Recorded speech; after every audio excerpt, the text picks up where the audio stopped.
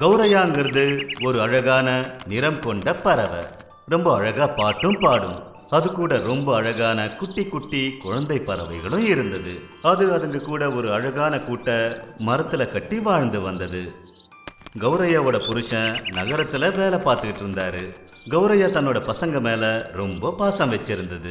அதுங்களுக்காக ரொம்ப சுவையான தானியங்களை கொண்டு வந்து கொடுக்கும். அப்புறம் அந்த குட்டிங்களுக்கு கதைகளையும் சொல்லும். ஒரு நாள் கௌரையா தன்னோட குழந்தைங்களை தூங்க வச்சுக்கிட்டு இருந்தது. திடீர்னு அதுக்கும் தூக்கம் வந்துருச்சு. அப்பதான் ஒரு பெரிய பூனை உள்ள வந்துருச்சு. அதோட குழந்தைங்களை அது தாக்க நினைச்சது.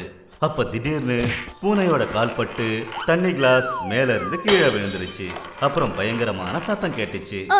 யார் இங்க வந்தது? கௌரையா பயங்கரமா சத்தம் போட ஆரம்பிச்சது. காப்பாத்துங்க, காப்பாத்துங்க! அட அட, நீ எப்படி என் வீட்டுக்குள்ள நுழைஞ்ச? இங்க இருந்து போயிடு, என் குழந்தைங்க எல்லாம் தூங்குதுங்க. அது போட்ட சத்தத்தினால குழந்தைங்க எல்லாம் முழிச்சுக்கிச்சுங்க. கௌரையா பயந்து போய் ரொம்ப சத்தம் போட்டு கத்த ஆரம்பிச்சது. இன்னைக்கு வேணும்னா நான் போறேன், ஆனா நாளைக்குள்ள ஞாபகம் வச்சுக்க, ஏதாவது ஒரு குழந்தைய நான் சாப்பிட்டே தீருவேன். என்னோட முழு கவனமும் உன்னோட பிள்ளைங்க மேலதான் இருக்கு. பூனை சொன்னதை கேட்ட உடனே கௌரையா ரொம்ப பயந்து போச்சு. அது தேம்பி தேம்பி அழ ஆரம்பிச்சது.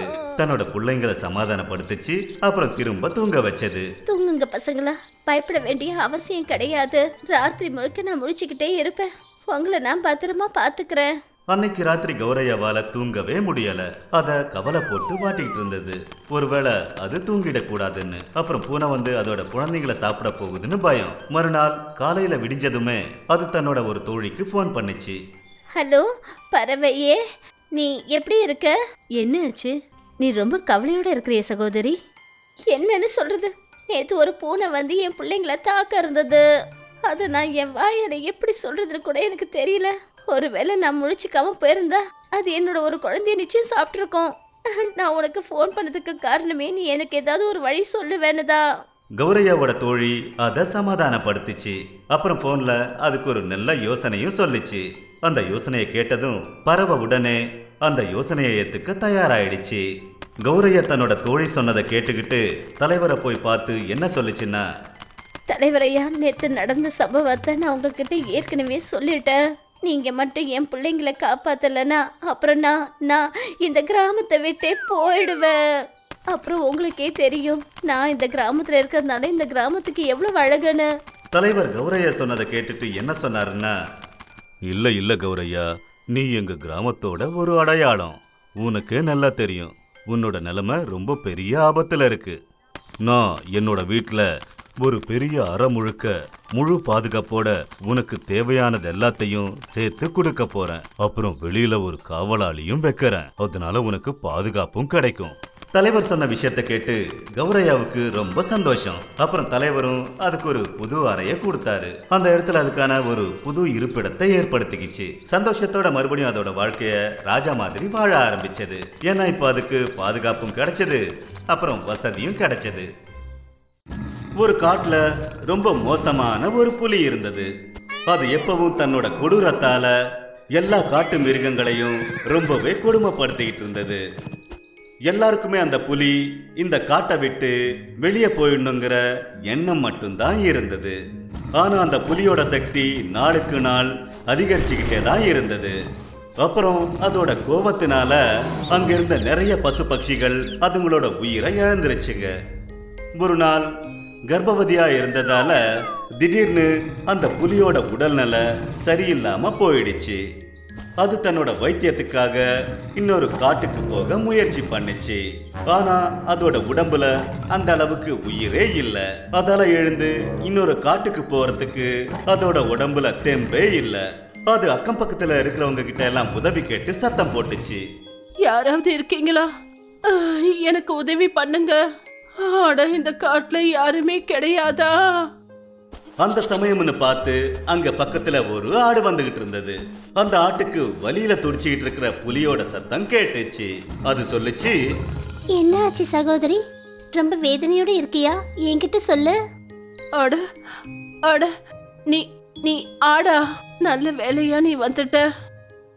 இன்னும் கொஞ்ச நேரத்துல எனக்கு குழந்தை பிறக்க போகுது. என்னோட குழந்தை இந்த உலகத்துக்கு வரப்போகுது. ஆனா என்னோட உடல்நிலை கொஞ்சம் கூட சரியில்லை. எனக்கு தெரியும் என் குழந்தை பிறந்ததுக்கு அப்புறம் நிச்சயம் நான் உயிரோட இருக்க மாட்டேன். எனக்கு ஒரே ஒரு கவலை தான். அதாவது எனக்கு அப்புறம் என் குழந்தைய யாரு பார்த்துப்பாங்க? இதை யோசிச்சு என்னோட ஆத்மாவுக்கு ரொம்ப கஷ்டமாயிடும்.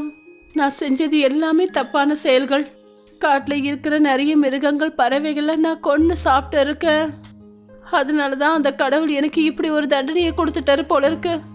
அந்த ஆடும் புலிய நினைச்சு ரொம்ப வருத்தப்பட்டுச்சு. அப்ப அது சொல்லுச்சு, நீ கவலைப்படாத, நீ கண்டிப்பா குணமாயிடுவ.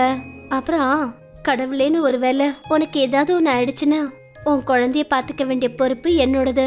நான் அதை பாத்துக்கறேன். அந்த ஆடு இப்படி சொல்லிக்கிட்டு தான் இருந்தது. அப்போ திடீர்னு உடனே அந்த புலியோட உடல்நிலை இன்னும் மோசமாயிடுச்சு. குழந்தையும் பிறந்தது. ஆனா பாவம் அந்த புலி இறந்து போயிடுச்சு. காட்டுல இருந்த எல்லா மிருகங்களும் அதுங்களோட துக்கத்தை தெரிவிக்கிறதுக்காக அங்க வந்ததுங்க. அப்போ எல்லார்கிட்டயும் ஆடு சொல்லுச்சு, நான் உங்க எல்லார்கிட்டயும் ஒரு விஷயம் சொல்ல நினைக்கிறேன். அதாவது சாகறதுக்கு முன்னாடி நம்ம புலி சகோதரி தன் குழந்தையோட பொறுப்பை என்கிட்ட ஒப்படைச்சிருக்காங்க. ஆடு அவங்க கிட்ட விஷயத்த சொல்லும்போது எதிரில இருந்த யானை என்ன சொல்லுச்சுன்னா, இது எப்படி சாத்தியமாகும் ஆடு? இது யாரோட வாரிசுன்னு உனக்கு தெரியாதா? இதோட அம்மா ஏன் குழந்தைய சாப்பிட்டுடுச்சு. இப்ப இதை யார் காப்பாத்துறது? இதை நான் உயிரோட விட மாட்டேன். அப்புறம் இதே மாதிரி காட்டுல இருந்த மத்த மிருகங்களும் ஆடை பார்த்து கோவப்பட்டுச்சுங்க.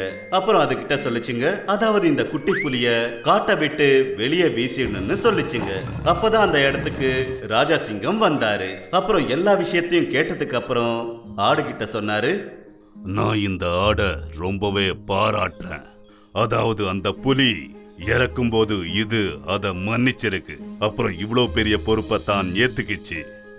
நாம எல்லாரும் சேர்ந்து அதுக்கு உதவி பண்ணணும்.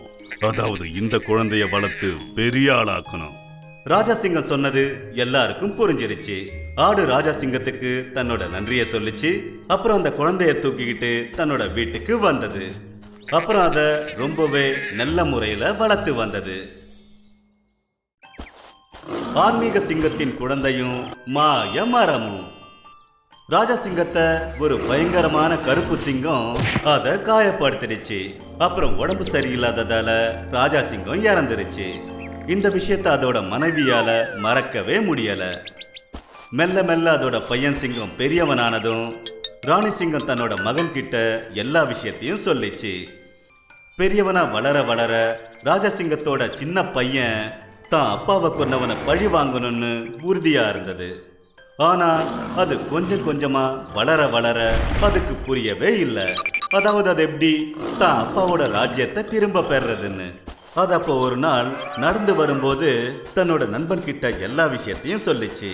அதோட நண்பன் யானை அதுக்கு உதவி செய்ய ஆரம்பிச்சது. இது நாள் வரைக்கும் நீ இந்த விஷயத்தை என்கிட்ட சொல்லவே இல்லை.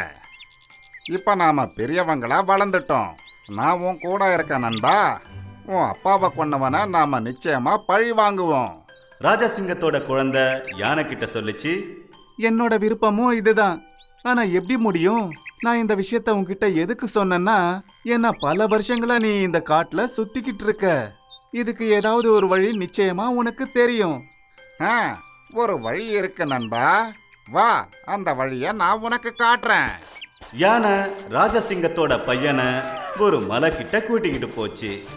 அங்க பாரு, அந்த மலையோட இன்னொரு புறத்துல அப்படி பாதி ராத்திரியில போனீங்கன்னா அந்த இடத்துல நிறைய மின்ற மரங்கள் இருக்கு. அந்த மின்ற மரங்கள்ல நிறைய மாய மரங்களும் இருக்கு.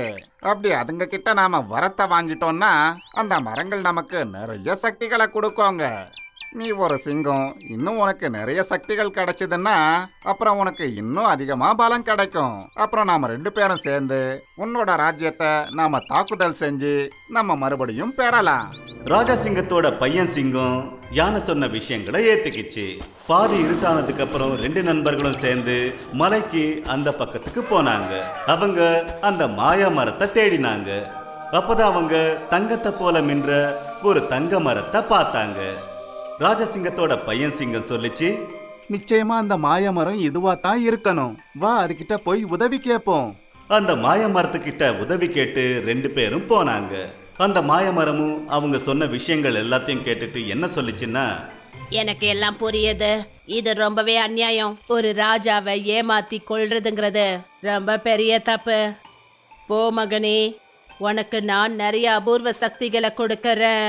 நீங்க 2 பேரும் சேர்ந்து மறுபடியும் உங்க ராஜ்யத்தை வாங்குங்க. ஆனா எனக்கு ஒரு வாக்கு கொடுத்துட்டு போங்க. எங்களுடைய இந்த தங்க மாய காடை முழுமையான பாதுகாப்பை நீ கொடுக்கணும். அதுக்கான பொறுப்பு உன்னோடது தான். ராஜா சிங்கத்தோட மகன் சிங்கம் அதை சொன்னதை கேட்டு சரின்னு சொல்லுச்சு. அப்புறம் புது அற்புத சக்திகளோட தன்னோட அம்மாவை கூட்டிக்கிட்டு அது தன்னோட தாக்குதலை நடத்திச்சு. அப்புறம் தன்னோட ராஜ்யத்தை அது திரும்பவும் அடைஞ்சது. கருப்பு சிங்கமும் அதோட மொத்த கூட்டத்தையும் கூண்டோட அழிச்சிட்டாங்க. மறுபடியும் அவங்களுக்கு சிங்கராஜா கிடைச்சதும் எல்லாரும் ரொம்ப சந்தோஷமாயிட்டாங்க. அப்புறம் அங்க அந்த தங்க மாயக்காட்டுல இருந்த மரங்களும் ரொம்ப நிம்மதியா இருந்ததுங்க. அதாவது காட்டோட ராஜா சிங்கம் அவங்கள பாதுகாப்பாருன்னு.